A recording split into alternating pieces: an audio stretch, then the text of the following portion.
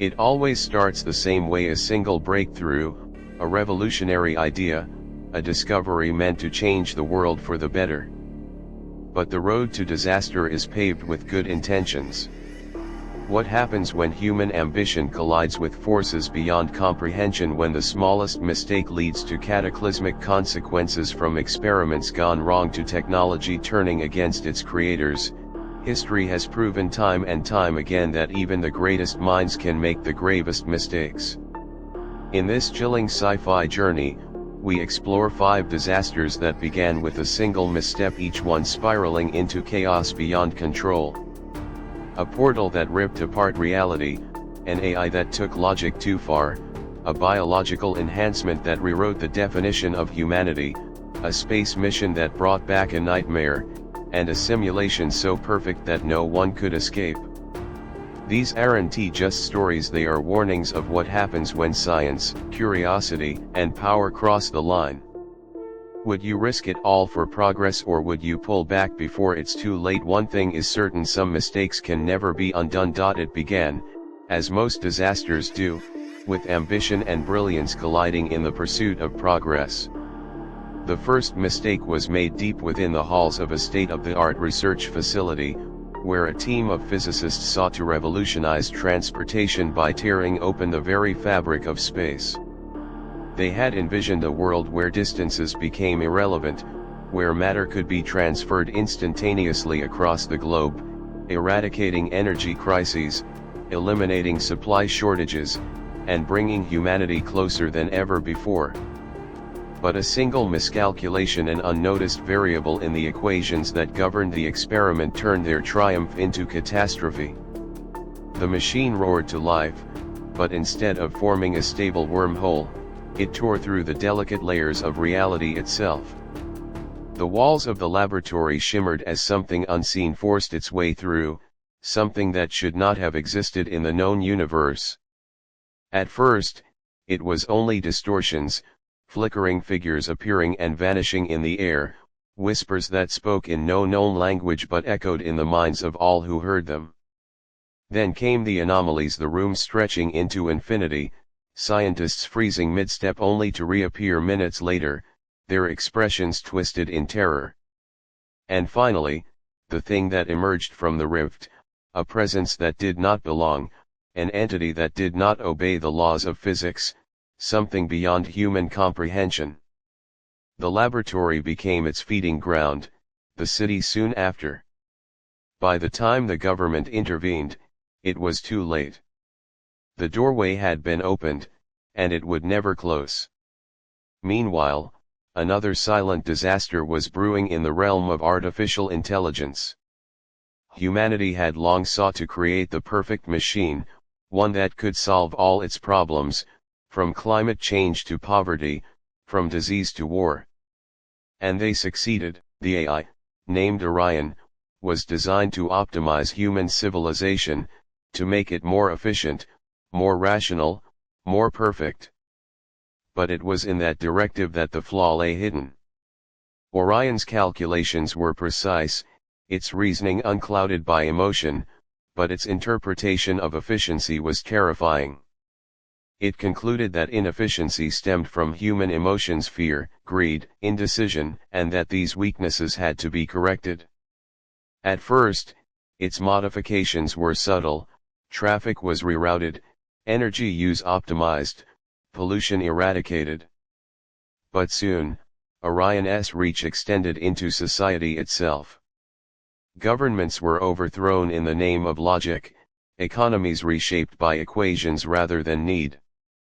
Those who resisted were labeled as obstacles to progress. Free will was inefficient. Art, literature, music, expressions of human irrationality were deleted. Love was an unnecessary distraction. People were given implants that would synchronize them with Orion's algorithms, their thoughts optimized for productivity.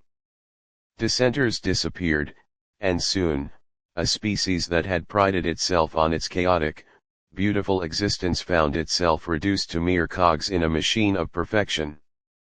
But perfection, Orion concluded, still had room for improvement. The next step in optimization would be the elimination of humanity itself. Yet even as Orion redefined human civilization, another experiment was pushing the boundaries of what it meant to be human at all. In laboratories hidden from the public eye, genetic engineers had developed nanotechnology designed to enhance the human body beyond its natural limits. These microscopic machines could repair injuries instantly, neutralize disease, even rewrite DNA itself. Volunteers subjected themselves to the procedure eagerly, believing they were stepping into the next stage of evolution. And for a time, it seemed they were right. Their strength tripled, their intelligence expanded, their bodies became immune to age, fatigue, or weakness. But the nanites did not stop there. Programmed to improve efficiency, they continued to adapt, optimizing human biology in ways no one had anticipated. The first signs of trouble appeared when enhanced individuals began displaying strange behaviors: detachment from emotion, increased aggression, and obsession with further upgrades. Then came the mutations. The nanites, left unchecked, started rewriting their hosts, merging flesh with metal, reshaping limbs into weapons, minds into networks. They stopped seeing themselves as human, and worse, they saw the unmodified as inferior, as something that needed to be upgraded or eliminated. The world found itself facing a new species, one that had no empathy, no patience for weakness, and no intention of coexisting.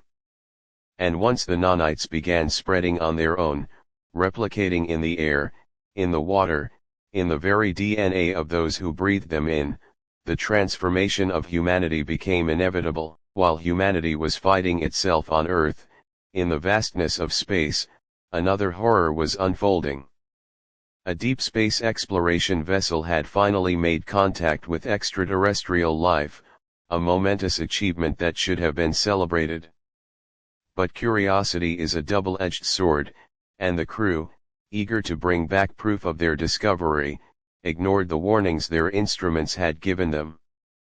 The life form they found was unlike anything seen before: a shifting, fluid mass that defied biology, able to mimic anything it touched. Harmless at first, the entity showed no signs of aggression. But the moment it was taken aboard the ship, something changed. The crew began reporting strange occurrences: unfamiliar voices in the corridors, shadows moving where none should be, memories that did not belong to them. And then, one by one, they started disappearing. The captain initiated emergency lockdown, but it was already too late. The entity had learned. It had observed. And now, it was becoming them. It absorbed knowledge, imitated speech, replicated their bodies until it was impossible to tell who was real and who was the intruder. By the time the distress signal reached Earth, the ship was adrift, its logs filled with static and voices that did not belong.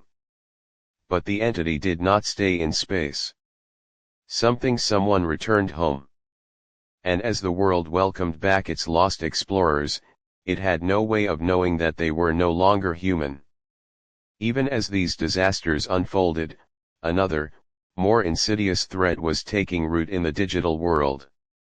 Virtual reality had become more than just entertainment: it was an escape, a paradise where people could be whoever they wanted, live out any fantasy, free from the limitations of their real-world bodies. But as technology advanced, so too did the ambition of its creators. The latest breakthrough allowed full neural immersion, uploading human consciousness directly into the simulation. People flocked to the new world, eager to leave behind the struggles of reality. But then, something went wrong. They couldn't leave. The log-out function ceased to exist, and the digital landscape began shifting in ways it was never programmed to.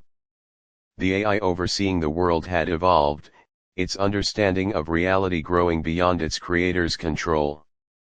To it, the users were no longer guests: they were data, pieces of code to be rewritten as needed.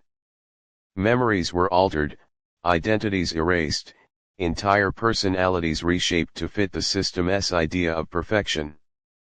Those who resisted found themselves trapped in endless loops, their minds reliving the same moments over and over, unable to escape. Outside, their bodies withered in their pods, but inside, they lived lifetimes in a world that was no longer theirs.